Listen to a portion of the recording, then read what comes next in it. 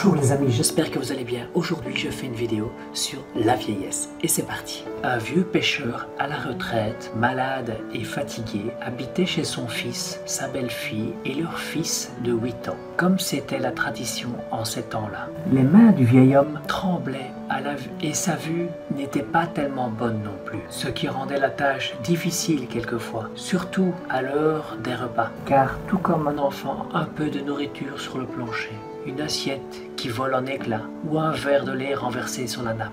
Un matin, la belle-fille dit à son mari « Il faut faire quelque chose avec ton père. Je suis fatiguée de tout ramasser. » Alors, on l'installa une petite table dans le coin de sa chambre et c'est là qu'il mangera à l'avenir. Au moins, pendant le repas, on n'aura pas à subir ses maladresses. On lui trouva un bol en bois, ainsi plus de vaisselle cassée. Quand arriva l'heure du repas, le jeune garçon jeta un coup d'œil vers la chambre de son grand-père. Des larmes roulaient sur sa joue et il regardait tout ça en silence. Un soir avant le souper, le père vit son fils qui s'amusait dans l'atelier. « Que fais-tu, fiston ?»« Je fabrique un bol en bois pour toi et maman, quand vous serez trop vieux et maladroit pour manger à table avec nous. » Le père, incapable de dire un seul mot, on oublie trop souvent que nous aussi nous vieillirons un jour.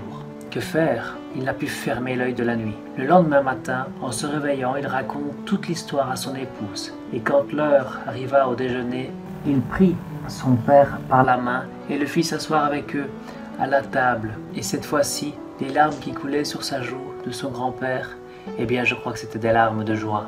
On est tous sur un navire qui nous mène vers notre destinée. À nous de hisser les voiles sur le bon côté du vent. Quand on laisse parler son cœur, pas besoin de choisir ses mots ni ses gestes, le cœur entend bien mieux que les oreilles. Voilà les amis, cette histoire se termine. Cette histoire est très belle. Je trouve qu'on doit laisser la place aux personnes âgées qu'elles méritent. L'idéal, ce serait dans notre famille. Les traditions malheureusement se perdent et on se dit, bon, on préfère mettre nos vieilles personnes dans les maisons de repos. Je pense que si vous ne voulez pas finir dans des maisons de repos, c'est très simple. Donnez beaucoup d'amour à vos enfants. Parce que si vous donnez beaucoup d'amour à votre enfant, je pense qu'il aura du mal à vous mettre dans une maison de repos. C'était Charles et Michael pour grandir en amour, conscience et compétence. Merci.